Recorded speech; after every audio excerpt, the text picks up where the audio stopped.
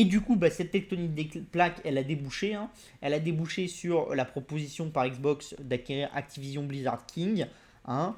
Pourquoi bah, parce que on en avait déjà parlé. Je vous avais parlé du fait que chez Microsoft, la seule métrique qui comptait, c'était le nombre d'abonnés au Game Pass. Pourquoi? Parce que le but de Microsoft dans l'univers du jeu vidéo, c'est d'installer une marque à très long terme à travers une plateforme. Sa plateforme, c'est Xbox et Game Pass. Et de se dire qu'une fois qu'ils auront atteint une taille critique, 300 millions d'abonnés, 500 millions d'abonnés, plus personne pourra arriver en phase 2 et ils vont juste encaisser et ils continueront à faire vivre leur truc. Et c'est exactement la même chose qui se passe avec Spotify, c'est exactement la même chose qui se passe avec Netflix et avec Disney. C'est-à-dire que vous avez une telle avance sur vos concurrents, vous avez tellement de licences propres et tout, qu'en fait, les gens, bah, ça va faire partie des dépenses nécessaires d'un foyer. C'est-à-dire, ils vont s'abonner à ça parce que ça fait partie des dépenses de base du foyer. Et votre but, c'est d'amener ça. Et une fois que vous avez amené ça, bah, après, vous allez avoir tous les mois les gens qui dépensent la même chose.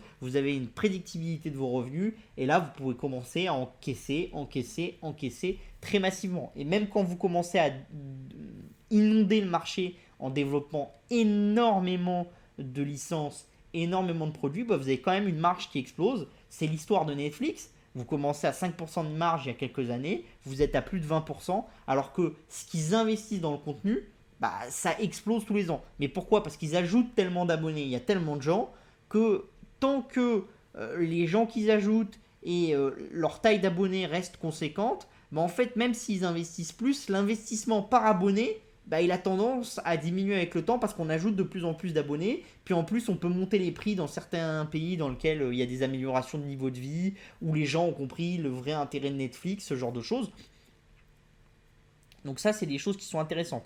Il y a autre chose aussi, et là c'est intéressant pour les acteurs du secteur qui amènent du contenu à ces plateformes, c'est que ces plateformes, elles le vendent au niveau du monde entier. Donc par exemple, quand avant vous étiez un petit éditeur comme Focus, vous amiez un jeu, vous le vendiez surtout en Europe, un peu aux États-Unis et puis un peu ailleurs autour du monde.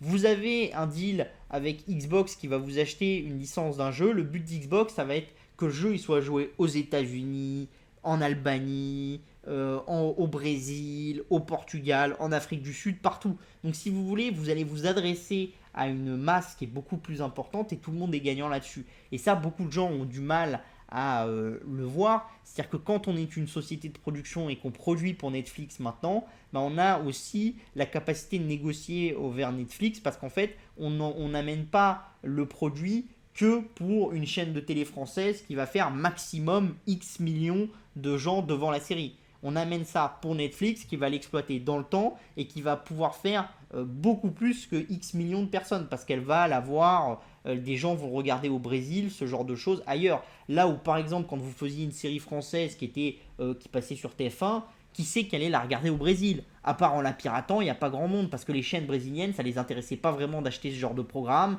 c'était pas assez rentable, ce genre de choses, parce que peut-être que vous avez que 1 ou 2 millions de Brésiliens qui sont intéressés, et du coup, pour une chaîne de télé au Brésil, c'est pas forcément rentable. Donc vous avez ce genre de choses qui se passent. Alors après, vous avez quand même des problématiques hein, dans ce métier. Quelles sont les problématiques? C'est est-ce que le fait pour pour comment ça s'appelle pour Xbox, est-ce que ça va être possible d'aller jusqu'au bout de l'acquisition d'Activision Blizzard? Ça, c'est quelque chose qui va se poser. Pourquoi? Parce que la question, c'est de se dire, est-ce que le régulateur va dire à Xbox, ok, tu détiens la plateforme, tu détiens des licences, mais je te laisse en acquérir plus? Ça peut devenir très compliqué, surtout que là, ça donnerait vraiment une avancée majeure pour Microsoft. Après, pour Microsoft, est-ce que c'est un gros risque? S'ils font pas le deal, ils vont payer 2 milliards. Alors, ils se mettront peut-être d'accord, ils paieront peut-être que 1 ou 500 millions. Ok.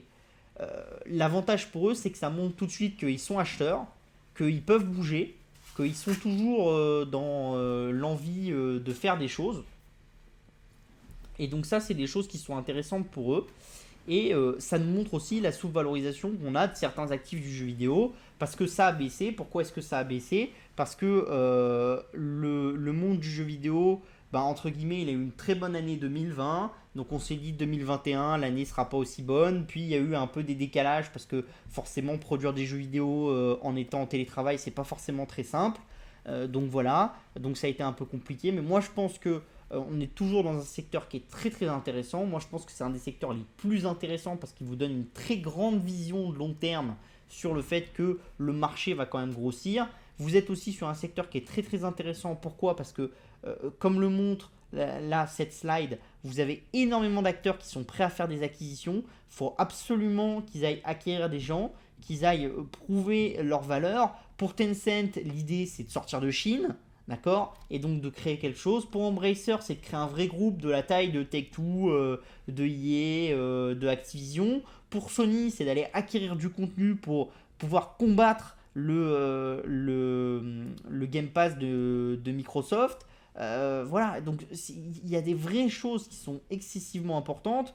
Voilà, et Take-Two, ils ont fait un gros mouvement en rachetant Zynga. Pourquoi est-ce qu'ils ont fait ça? Parce que Take-Two, c'est des jeux avant tout mobiles. Ils faisaient très peu de jeux, c'est des jeux avant tout console. Ils faisaient très peu de jeux mobiles. Et en allant acquérir Zynga, ils ont acquis une brique de compétences qui sait faire beaucoup de jeux mobiles. Donc ça les avantage. Donc ils vont faire des mariages et vous voyez que c'est des mariages qui sont quand même conséquents parce que Take-Two, le deal avec Zynga, c'est la valorisation de Take-Two. C'est-à-dire ils ont mis la valorisation de l'or de leurs actifs, hein.